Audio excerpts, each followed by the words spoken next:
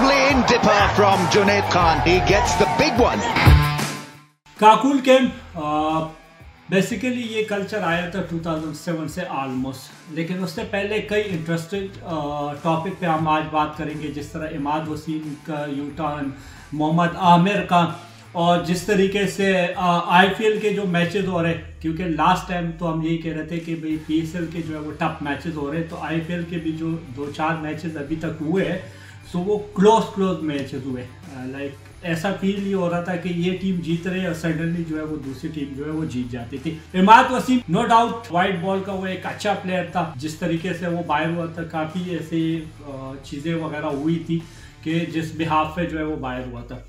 लेकिन उसमें मैं अगर ये कहूँ ना कि परफॉर्मेंस वाइज भी, लेकिन उसकी फिटनेस जो थी, क्योंकि एक तरीक़ाकार जो है PCB ने अपनाया था कि भाई फिटनेस टेस्ट पे जो है वो कोई कंप्रोमाइज़ नहीं होगी।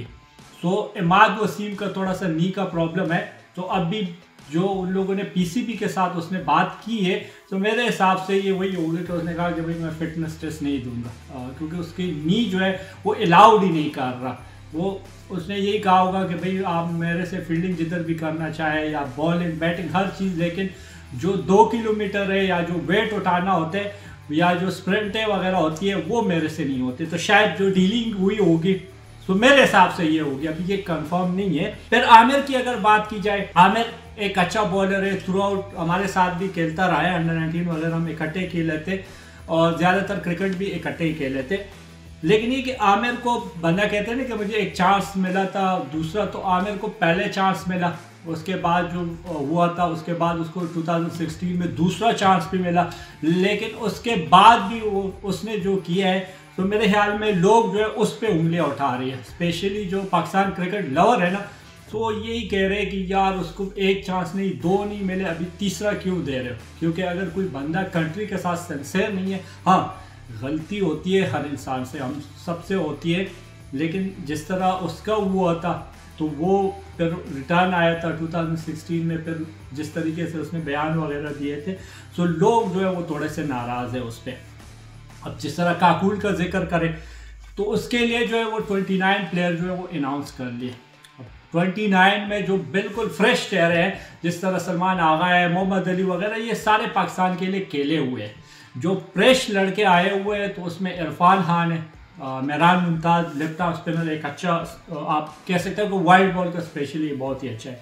उस्मान खान जो कह रहा था कि यार मैंने नहीं खेलना, मैं UAE के लिए खेलूंगा, मैं ये करूंगा वो करूंगा, उसने भी जो है वो कहा कि हाँ भाई मैं रेडी हो। अंदाज़ा आप लगा लें कि हमारी क्रिकेट जो है वो किस मोड़ पे आ गई है।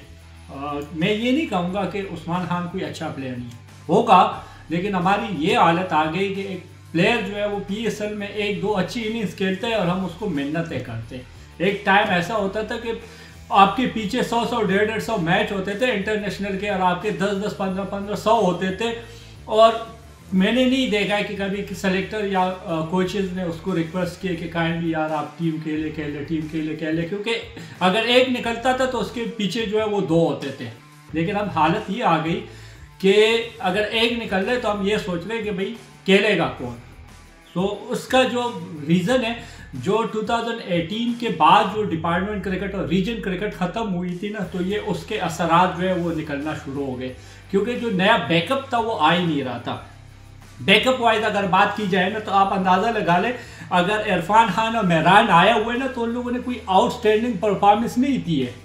जिस तरह फास्ट में PSL में आप देख लें ना, शादाब उससे निकला है, हसन अली, फहर जमान, हारिस रऊफ, शाहीन, मैं गिनना शुरू करूंगा तो हर PSL से जो है वो कोई ना कोई आउटस्टैंडिंग प्लेयर जो निकला है। वाहिद ये PSL जो मुझे फील हो रहा है कि इसमें से न कोई आउटस्टैंडिंग बैट्समैन निकला है, न कोई आउटस्टैंडिंग बॉलर निकला है।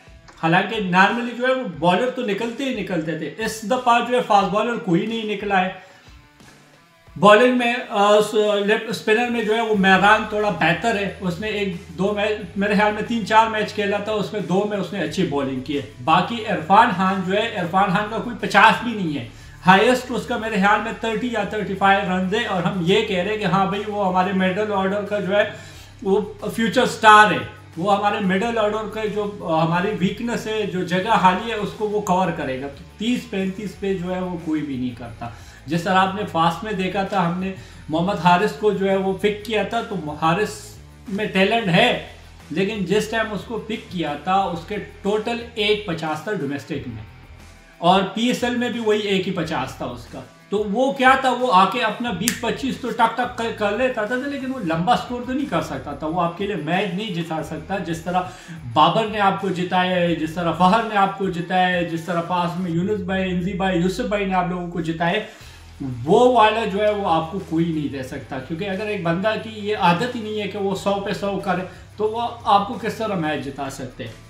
तो आप देखना ये होगा, क्योंकि नॉर्मली जो काकुल का कैंप होता है तो ये टफ होते हैं, क्योंकि मैंने खुद 4-5 दफ़ा जो है इसको अटेंड किया हुआ है। तो टफ टाइम देते हैं आर्मी वाले, वो आपको तगड़ी ट्रेनिंग कराते हैं। तो अब उसमें ये देखना होगा कि जिन की नी का प्रॉब्लम है, क्योंकि 2-3 को तो मैं जानता हूँ जिनकी नी का प्रॉब्लम है, और एक आधा को शोल्डर का भी प्रॉब्लम है, एक आधा को हैमस्ट्रिंग का भी प्रॉब्लम है। तो अब देखना ये होगा कि आर्मी वाले जो है उनको थोड़ा सा रियायत देंगे, या उनको भी बाकियों की तरह जो है वो सेम ट्रेनिंग कराएंगे। तो ये कुछ चीज़ें थी, आप लोगों के साथ डिस्कस कर ली। आप लोगों का इस बारे में क्या राय है, आप लोग मुझे कमेंट में बता सकते हो।